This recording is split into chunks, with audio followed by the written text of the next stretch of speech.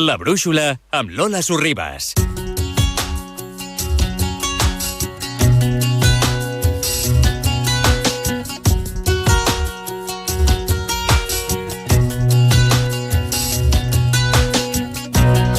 En salut mental avui aprofitem en un altre concepte clínic que segur que hem sentit també utilitzat de manera col·loquial. Estem parlant de la dissociació. I és que molta gent l'utilitza per explicar un moment de desconnexió, de pèrdua d'atenció, però va molt més enllà. Fins a quin punt això s'acosta al concepte clínic? Doncs per parlar sobre aquest fenomen, una setmana més tenim el David Cueto, psicòleg al despatx Dr. Guilera, a Psicoset d'Esplugues i a Cepteco a León. David Cueto, ¿qué tal? Bona tarda. Muy buenas tardes otra vez.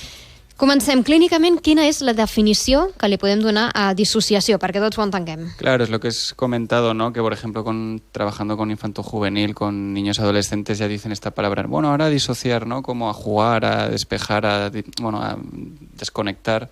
Claro, clínicamente disociación es más una especie de, puede ser disgregación, una especie de fallo de procesamiento de la integración sensorial, ya sea de las imágenes, de los sonidos, de el autodiálogo, de lo que vemos fuera, de lo que procesamos fuera. Entonces, se puede hablar como de ruptura integrativa de todos los elementos del sistema del cuerpo que funcionan de manera coordinada, que en un elemento disociativo clínico, ¿no? Como trastorno psicológico, esos mecanismos de integración, de percepción de la realidad del yo o de cualquier mecanismo del resto de la gente está roto, ¿no? Está como una barrera que no permite al individuo integrar la información de manera natural o como normalmente lo hace. Per tant, diguem que no rebem correctament tota la informació del nostre entorn. Sí, o se recibe de manera, digamos, dispersa o de manera, o sea, hay una represión de esa información, ¿no? Es decir, es que claro, es lo de siempre, cada persona tiene su manera de disociar concreta clínicamente. Entonces, básicamente es una rotura de la integración de todos los elementos sensoriales que forman nuestro cuerpo, conscientes e inconscientes, y a partir de ahí entraría un proceso disociativo. Quan podem patir moments de dissociació?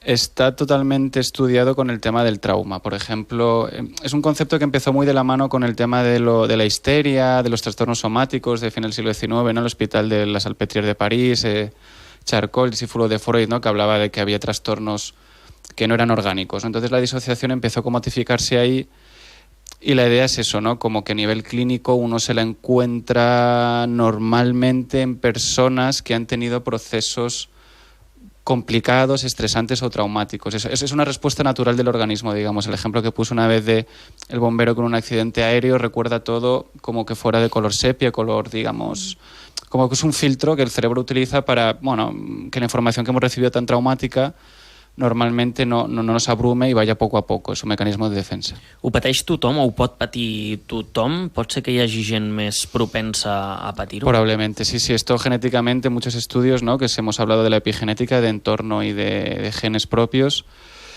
Probablemente haya gente con mayor predisposición a tener mecanismos disociativos que, como digo, normalmente son por tema traumático, que puede aparecer a lo mejor entre comillas de la nada, es decir, que es un tema que a lo mejor un marcador genético que una persona con ciertos años va a desarrollar un tema de despersonalización o de temas de amnesia, pero normalmente van asociados a un tema traumático o a lo mejor también conmociones cerebrales y son síntomas también muy comunes en tema de consumo de sustancias.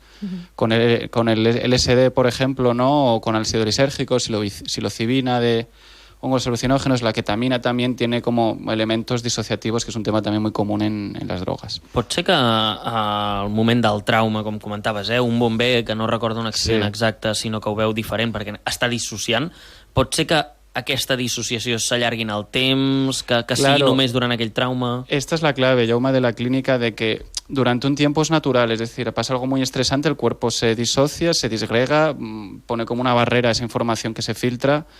Pero si eso dura, a lo mejor, claro, esto es un ejemplo muy sencillo de alguien simplemente que recuerda algo muy poco nítido. Claro, esto va empeorando hasta que se puede llevar, digamos, pues puede ir desde la amnesia, que no recuerda diferentes conceptos, o ya lo que se llama la identidad disociativa, que la persona tiene diferentes identidades en función de dónde se encuentra. Entonces, es como digo, la disociación durante un tiempo suele ir, ¿no? Como toda emoción al final, ¿no? Las emociones están diseñadas para aparecer y desaparecer. Cuando dura mucho en el tiempo es clínica, ¿no? La alegría o la manía es la clínica de lo trastorno bipolar, la tristeza muy continuada es la depresión clínica. Entonces, que esté un rato disociado a alguien és un mecanisme natural. Si eso ya se alarga mucho en el tiempo puede generar problemas. Parlaves d'informació que podem perdre, no?, a Sí. nivell de memòria. És informació que després es pot recuperar? Claro, aquí con la amnesia disociativa es que hay, no podemos pensar, por ejemplo, el tema de Doris, de Buscando a Nemo, que hay una clase de problemas de amnesia disociativa y que la persona no recuerda más allá que el aquí, y ahora. Entonces, la manifestación de la persona es, digamos, muy, muy variada.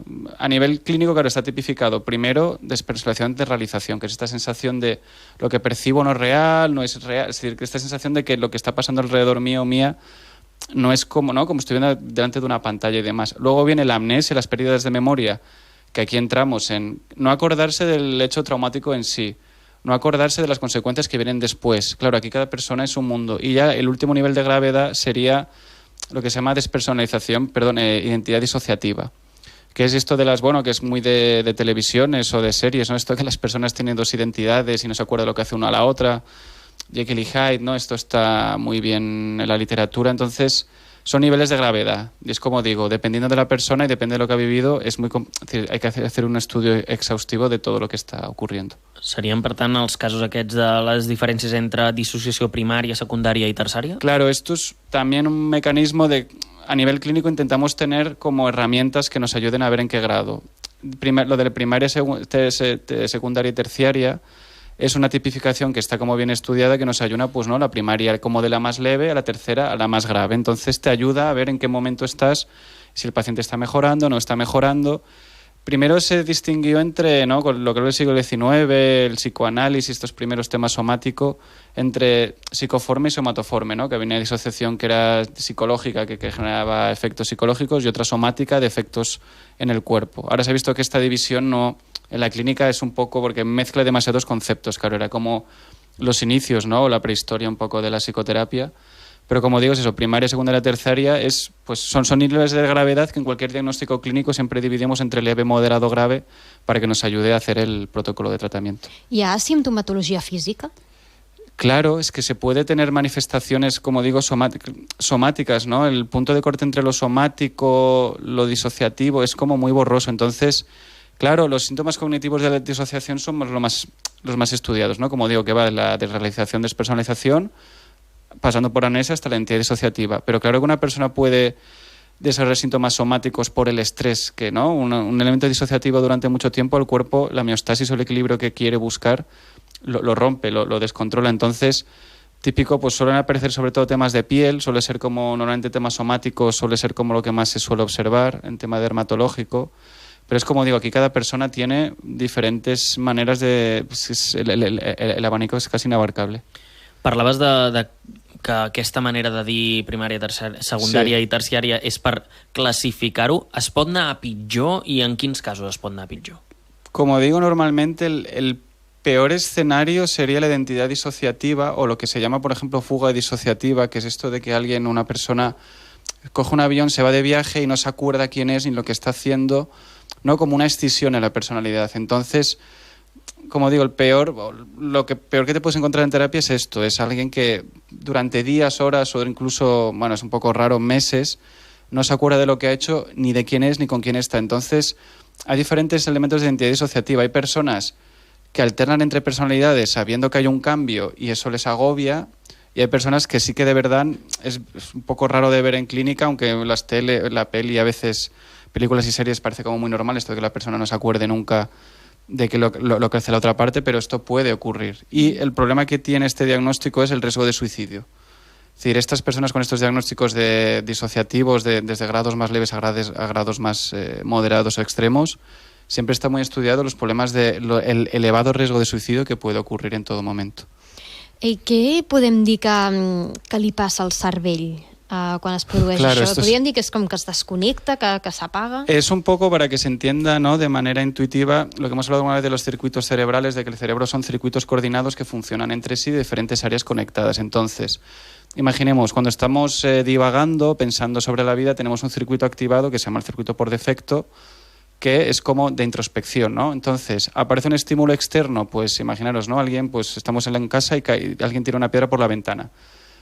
Y hay un elemento, un estímulo saliente, ¿no?, saliencia, que decir, el mecanismo cognitivo del cerebro funciona de otra manera. Entonces, dependiendo de las exigencias del entorno, funcionan diferentes circuitos. Entonces, la disociación sería como un mecanismo cerebral de otro circuito como de piloto automático que es diferente a otro que estamos en otro momento. Entonces, es eso, en función de la tarea que estamos haciendo cognitiva, pues desde conducir, ¿no? Esto que me dice la gente de que vas conduciendo y no te das cuenta de que estás conduciendo.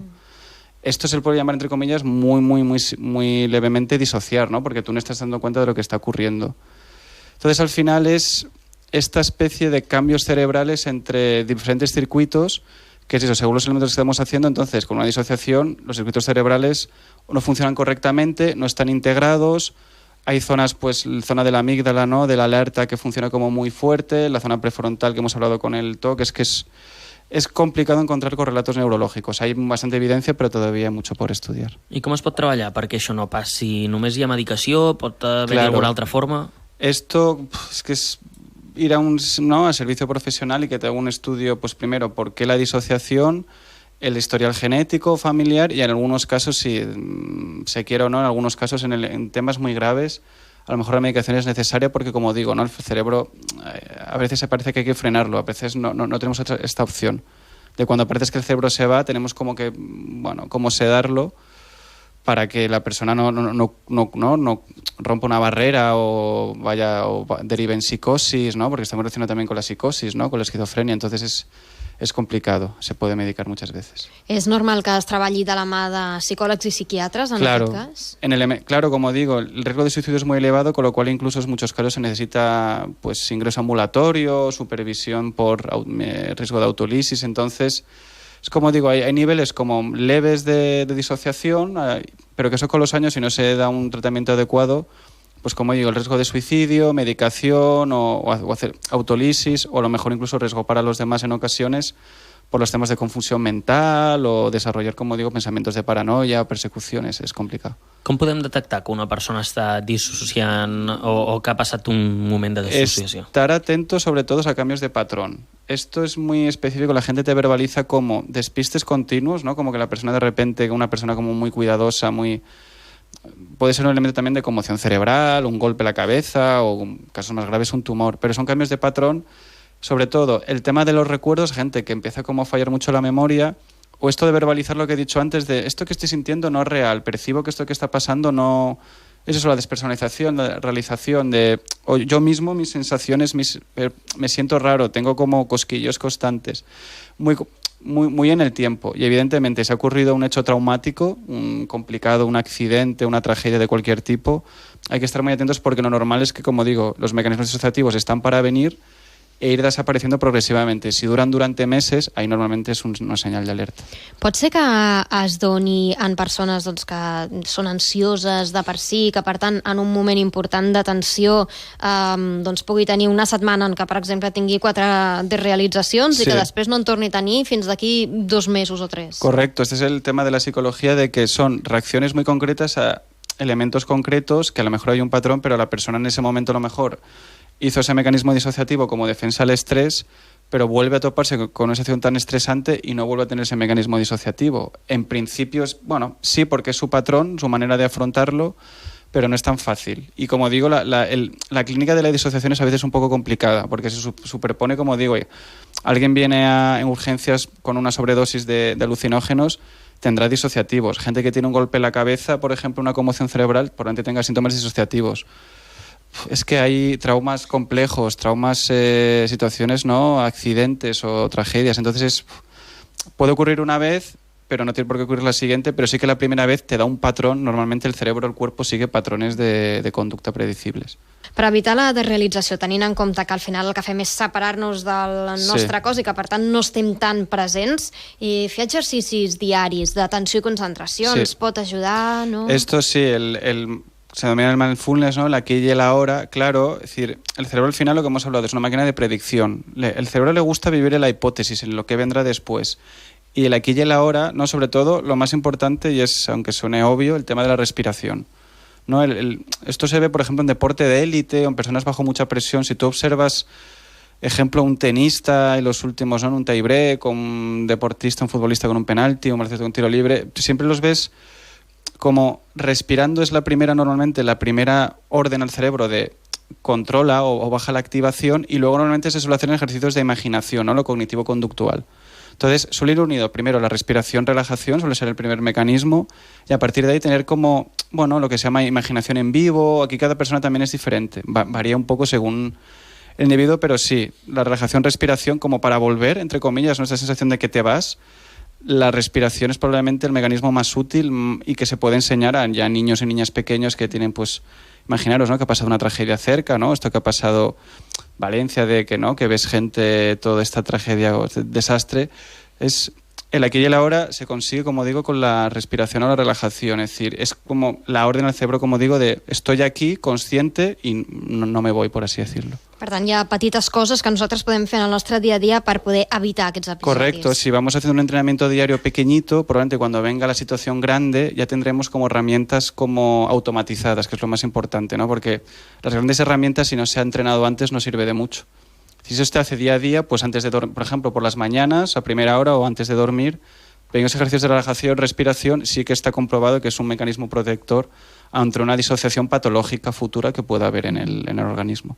Doncs ens apuntem a aquest petit manual d'accions diàries que podem fer per evitar aquests episodis de desrealització i de dissociació.